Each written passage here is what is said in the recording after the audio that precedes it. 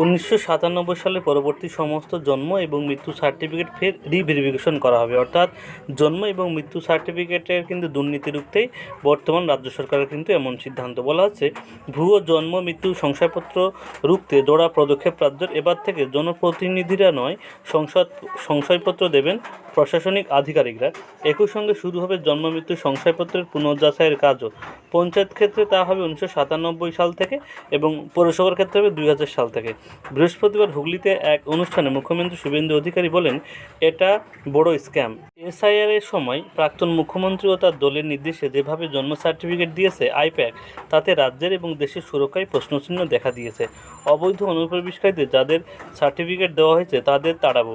এদিন রাজ্যের মুখ্য সচিব মনোজ আগরওয়ালও ঘোষণার পরই রাজ্য জুড়ে পৌরসভার পঞ্চায়েত থেকে শ্মশানে গিয়েও জন্ম মৃত্যুর ডেটা নিয়েও রেজিস্টার সিল করে পুলিশ। মুখ্য সচিব জানান, চলতি রেজিস্টার স্ক্যান করে ফেরত দেওয়া হবে যাতে কাজ চালাতে অসুবিধা না হয়। বাকিগুলোর সিল লাগিয়ে ফেরত দেওয়া হবে। কেন 1997 থেকে 2000 সালের পর থেকে এই যাচাইয়ের হবে, তাই আইনি ব্যাখ্যা দিলেন মুখ্য সচিব। জানান, 1997 বাম সরকার রুল সংশোধন করে এই শংসাপত্র দেওয়ার ক্ষমতা দেন গ্রাম প্রধানকে। তার আগে প্রশাসনিক আধিকারিকরা তা দিত। 2000 সালে সংস্কার করে মিউনিসিপ্যালিটির ক্ষেত্রে চেয়ারম্যান এবং পৌরসভার ক্ষেত্রে মেয়রদের হাতে ক্ষমতা ন্যস্ত হয়। ফলে প্রশাসনিক কর্তা বা জনপ্রতিনিধিদের রাজনৈতিক ব্যক্তিদের হাতে। নবান্নের পরিসংখ্যান 2023 সালে যেখানে 1,21,453 জন এবং 2024 সালে 3,81,591 জন শংসাপত্র পেলেও 2025 সালে তা এক ধাক্কায় বেড়ে যায় 10,50,50,451 জনের এবং 2026 সালের ফেব্রুয়ারি পর্যন্ত 5,12,632 জন জন্ম শংসাপত্র পেয়েছেন। এরপরই স্যাম্পল চেকিং করতে গিয়ে দেখা যায় 46,998টির মধ্যে 11,398টি ভুয়ো। এরপরই শংসাপত্র পুনর্যাচাইয়ের সিদ্ধান্ত নেওয়া হয়েছে বলে জানান মুখ্য সচিব। তিনি জানান, গ্রাম পঞ্চায়েতের ক্ষেত্রে সচিব, পৌরসভার ক্ষেত্রে চিফ এক্সিকিউটিভদের অফিসারের, কর্পোরেশনের ক্ষেত্রে কমিশনের জন্ম শংসাপত্র দেবেন।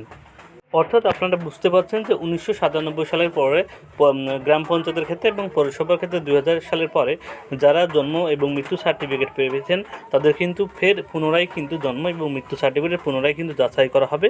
কারণ সরকারের দাবি যে এসআইআর এর সময় কিন্তু প্রচুর ভুয়ো জন্ম সার্টিফিকেট দেওয়া হয়েছে এবং অনেক কিন্তু ভিনদেশি নাগরিক এবং সেই জন্ম শংসাপত্র পেয়েছেন। সেই জন্ম শংসাপত্র চিহ্নিত করতে, অর্থাৎ ভুয়ো নাগরিক চিহ্নিত করতে, এবং যাতে এই জাল সার্টিফিকেট যাদের প্রদান করা হয়েছে তাদের কিন্তু বেছে বেছে বের করা যায়, সেই জন্য কিন্তু রাজ্য সরকারের এমন সিদ্ধান্ত।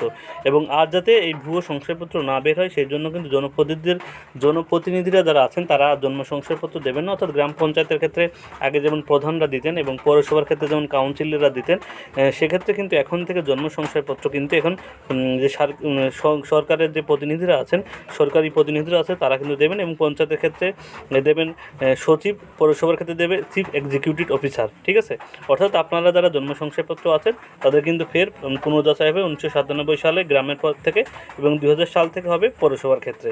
আপনারা কিন্তু ফের আপনাদের পুরো ডকুমেন্টস রেডি রাখুন, আপনাদের জন্ম শংসাপত্র ফের রিভেরিফিকেশন করা হবে। অর্থাৎ কাস্ট সার্টিফিকেটের মতো কিন্তু ফের কিন্তু জন্ম শংসাপত্র কিন্তু আপনাদের ফের রিভেরিফিকেশন হতে চলেছে। ভিডিওটি সবার সুবিধাতে শেয়ার করবেন। গুরুত্বপূর্ণ আপডেট পেতে অবশ্যই চ্যানেলটিকে সাবস্ক্রাইব করে রাখবেন এবং এর পরবর্তী আপডেট কী আসে সেটা কিন্তু আপনাদের সামনে, যখন অফিসিয়ালি কোনো আপডেট আসে আপনাদের সামনে দেওয়া হবে।